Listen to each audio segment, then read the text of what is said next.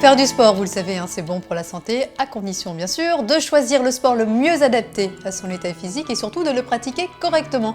Et c'est là où les choses se compliquent. 5 personnes sur 10 vont choisir la bonne activité physique et seulement une d'entre elles la pratiquera correctement, ce qui veut dire qu'au final, seulement une personne sur 10 ressentira les bienfaits du sport. D'où l'importance de se faire accompagner par un professionnel de santé lorsqu'on veut se mettre ou se remettre au sport.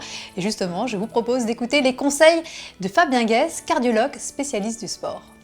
Docteur Fabien Guez, on nous répète tout le temps qu'il faut faire du sport, que c'est bon pour la santé, qu'il faut bouger. Alors du coup, on a tendance à penser que choisir une activité physique, quelle qu'elle soit, c'est toujours mieux que de ne rien faire.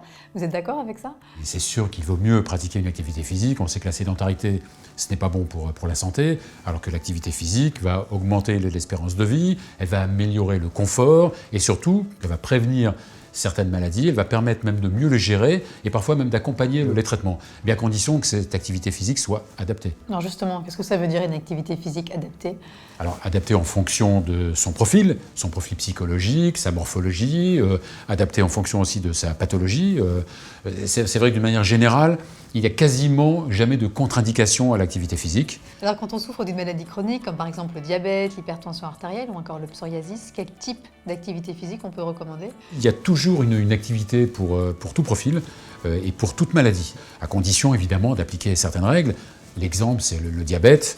Le diabétique a tendance à faire de l'hypoglycémie, donc on va lui conseiller de ne pas faire de sport dans des endroits isolés. Dans les maladies dermatologiques comme le psoriasis, on va éviter les sports qui font transpirer. Quant à l'hypertension artérielle, là aussi, on va plutôt privilégier les sports d'endurance et éviter les sports de résistance, par exemple la musculation. Et quand on suit une chimiothérapie, on peut continuer à faire du sport ou c'est pas recommandé? Alors là, l'activité physique dans le domaine du cancer est primordiale. Ça permet de mieux gérer son cancer, parfois même de limiter les effets secondaires d'une chimiothérapie, etc. Elle est aussi efficace en prévention et évidemment, après le cancer, on sait que l'activité physique diminue la récidive de cancer. Aujourd'hui, les médecins ont la possibilité de prescrire une activité physique à leurs patients, au même titre qu'un traitement médicamenteux. Donc du sport sur ordonnance, ça c'est une avancée importante. C'est vrai que cet amendement peut faire un peu bouger les choses, dans le sens où certaines activités physiques peuvent être prises en charge par la sécurité sociale, par les agences régionales de santé. Et ces amendements ont permis depuis quelque temps déjà de prendre en charge pas mal de patients, surtout des patients atteints de maladies chroniques.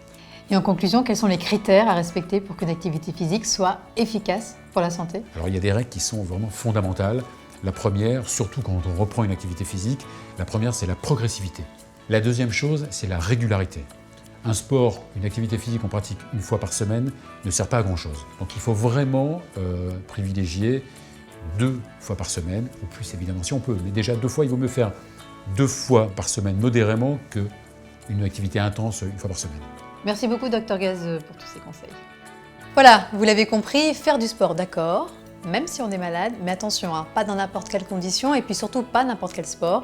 Mais le mieux dans tous les cas, c'est de demander l'avis à votre médecin.